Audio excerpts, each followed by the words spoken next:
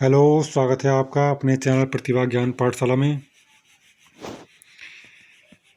ये आज हम भूगोल के कुछ महत्वपूर्ण प्रश्नों को हल करेंगे जो एग्ज़ाम के पॉइंट ऑफ व्यू से बहुत ही महत्वपूर्ण है।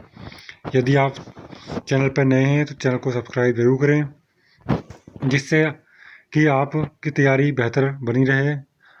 आज का हमारा पहला प्रश्न है, अंडमान और निकोबार किस जल मार्ग के द्वारा अलग होता है? तो किस जल मार्ग के द्वारा अलग होता है? ये 10 चैनल के द्वारा अलग होता है। 10 डिग्री चैनल जल मार्ग के द्वारा अलग होता है। अगला प्रश्न है, छोटा नागपुर पठार की सर्वोच्च बिंदु कहाँ पर है? तो छोटा नागपुर पठार का सबसे सर्वोच्च बिंदु पारसनाथ में है, आपको याद रखना है। अगला प्रश्न है, सह्याद्री पर्वतमाला कहाँ पर स्थित है? तो यह महाराष्ट्र में स्थित है, महाराष्ट्र में, आपको याद रखना है।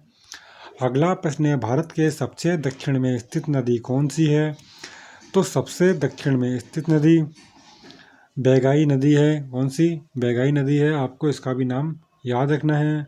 अगला प्रश्न है, भारत का अक्षांशीय विस्तार कितना है?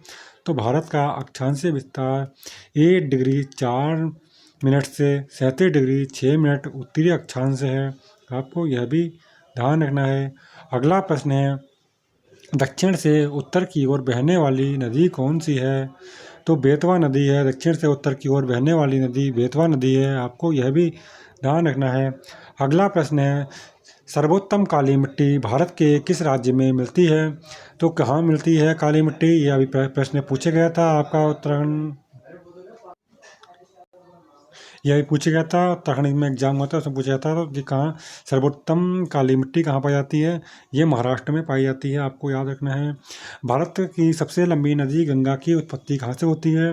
तो गंगोत्री हिमनद ये उत्तराखंड से निकलती है, गौमुख से, आपको यह भी याद रखना है। गंगोत्री उत्तरकाशी में पड़ता है, वहाँ से निकलती है उत्तरकाशी। नदी के द्वारा मिट्टी को जमा करने की क्रिया क्या कहलाती है? तो नदी के द्वारा जो मिट्टी जमा होती है उसे निक्षेपण कहा जाता है। अगला प्रश्न है, भारत में पठार का प्रतिशत कितना है? तो पठार कितने भाग पे पाया जाता है भारत में? तो यह पाया जाता है आपके 27.7%। अगला प्रश्न है, सबसे लंबी तटरेखा वाला राज्य कौन सा है? तो सबसे लंबी तटरेखा गुजरात राज्य की है, आपको यह भी याद रखना है। अगला प्रश्न है, भारत का सबसे प्राचीन पर्वत कौन सा है? तो सबसे प्राचीन पर्वत अरावली पर्वत है, जो राजस्थान से दिल्ली तक फैला हुआ है, ये आपको याद रखना है। अगला प्रश्न है, पश्चिम की ओर बहने वाली नदियाँ जो डेल्टा नहीं बनाती है वह कौन सी हैं? तो ये क्या बनाती हैं? एक्सचुरी बनाती हैं। ये नर्मदा और ताप्ती हैं, ये क्या बनाती हैं? एक्सचुरी बनाती हैं, एक्सचुरी। ये क्या करती हैं? ये डेल्टा ना बनाकर एक्सचुरी बनाती हैं। अगला प्रश्न है, भारत की सबसे लंबी नदी कौन सी है? तो गंगा नदी भारत की सबसे लंबी नदी है, ये कितने किलोमीटर तक बहती है? गंगा नदी 2525 किलोमीटर तक बहती है, आपको यह भी याद रखना है।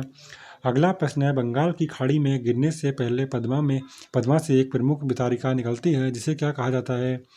मेघना या गंगा या एवं ब्रह्मपुत्र की संयुक्त धारा कहा जाता है। बहुत ही महत्वपूर्ण प्रश्न हैं सारे।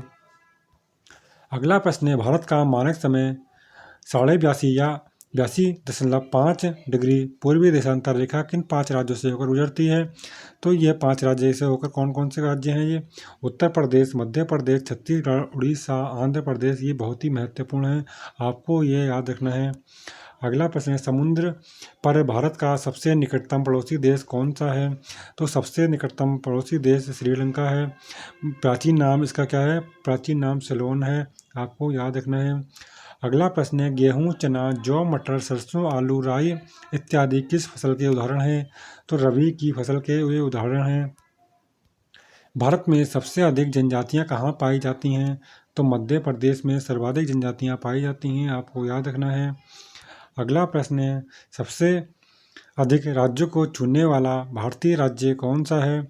तो सबसे अधिक राज्यों को छूने वाला भारतीय राज्य उत्तर प्रदेश है, ये 8 राज्यों को स्पर्श करता है। कितने राज्यों को? 8 राज्यों को स्पर्श करता है। अगला प्रश्न है, भारत का सबसे उत्तरी बिंदु कौन सा है? तो भारत का सबसे उत्तरी बिंदु इंदिरा कौल है। दक्षिणी बिंदु कौन सा है?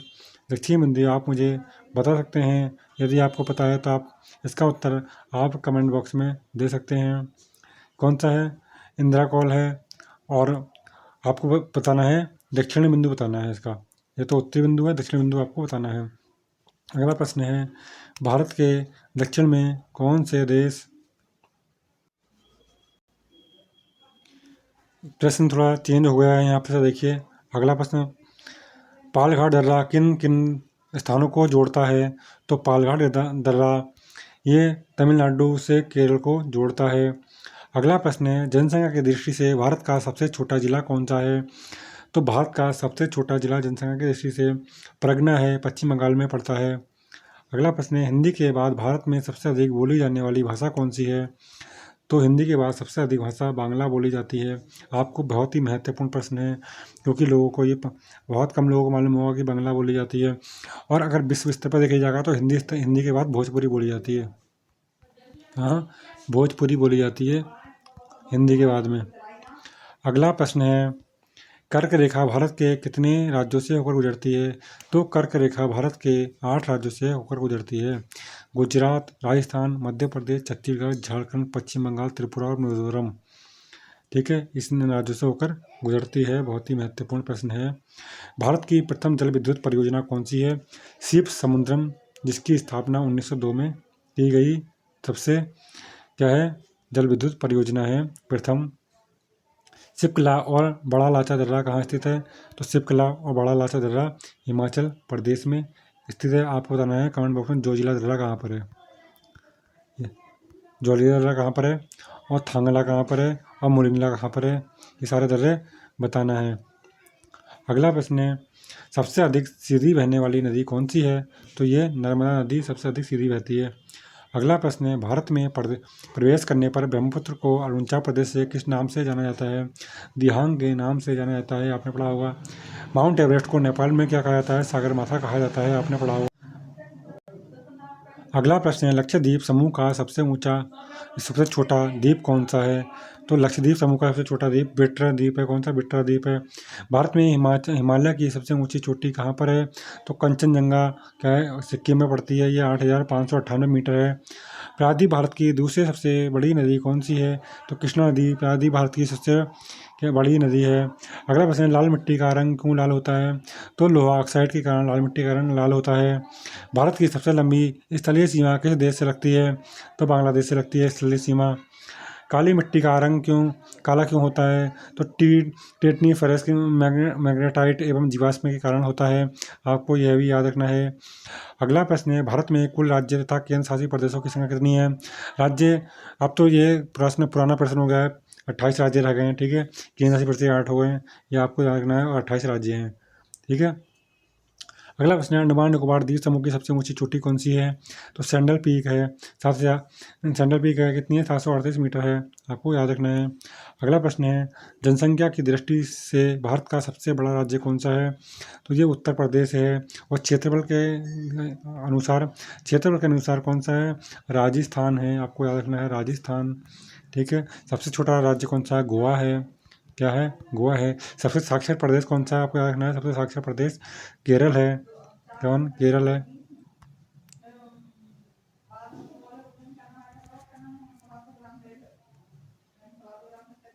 अगला प्रश्न है, दक्षिण भारत की सर्वोच्च शिखर चोटी कौन सी है? अनाईमुडी है, आपको यह भी याद रखना है। कौन सी है? अनाईमुडी है, आपको यह याद रखना है। यह आज के महत्वपूर्ण प्रश्न थे।